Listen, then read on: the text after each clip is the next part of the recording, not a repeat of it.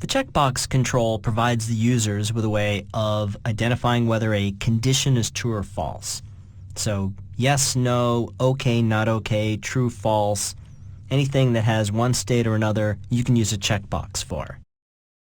And then in addition to providing good text that lets the user know what condition they're responding to, you want to be able to know whether or not a checkbox has been checked. And for that, you can use the checked and the check state properties.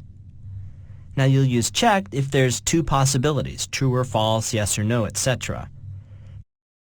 What you can also do with the checkbox is have three possibilities. This is known as a tri-state checkbox.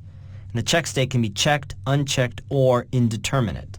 So it's checked if the user checked it, it's unchecked if the user maybe checked it and then unchecked the checkbox, and if the user hasn't done anything yet, then that checkbox is indeterminate.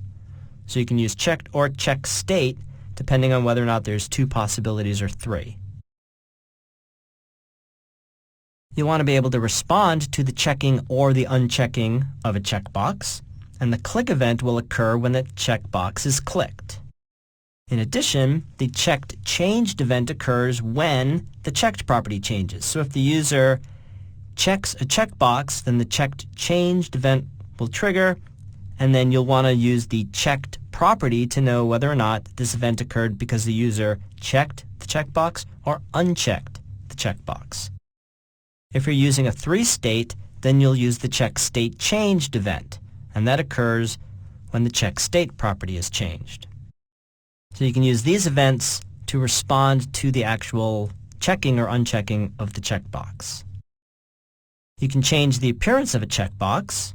If you want it to appear as a toggle button instead of a checkbox, then you can set the appearance property to button. You can also include an image in a checkbox control.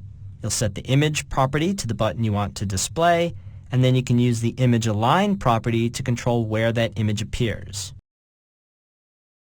I've got the Common Windows Forms Controls project open, and in that project I have the checkbox radio button form open. And this has several examples of checkboxes and radio buttons. This checkbox here, the VP Approval Needed checkbox, just looks like a regular checkbox, so all of its properties are the default.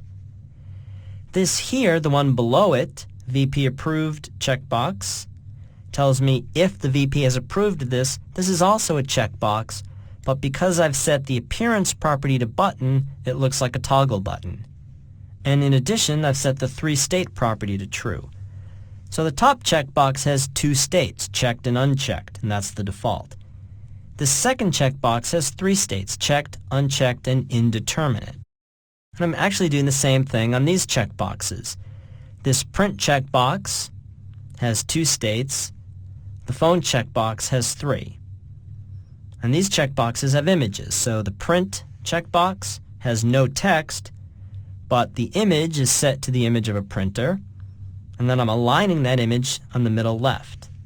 On this checkbox here, I have text, which is phone. I also have the image of the phone, and I set the image align and the text align to middle left and middle right respectively so that the image and the text line up. Okay, let's run this and let's see how these behave at runtime. I'll select checkbox and radio button controls. And this form has some validation logic to know that if I enter a salary that's greater than 500,000, VP approval is needed. So if I enter 750,000 and tab off, the VP approval needed checkbox gets checked, and then this message appears. Let's go see the code that makes that happen. I'm using the leave event of the salary text box, and that occurs when the focus leaves that text box. If the text box isn't empty, then I'm going to check to see whether or not the salary is greater than 500,000. Now this is a text box, so when I entered 750000, that's all text, so I'm going to convert that to a decimal and then compare that to 500,000. So if it's greater than 500,000, then I'm going to set the checked property of the VP approval checkbox to true. And so programmatically, I've checked this checkbox. And in the checked changed event handler for that checkbox, And when I do that, when I set the checked property to true, that's going to trigger the checked changed event.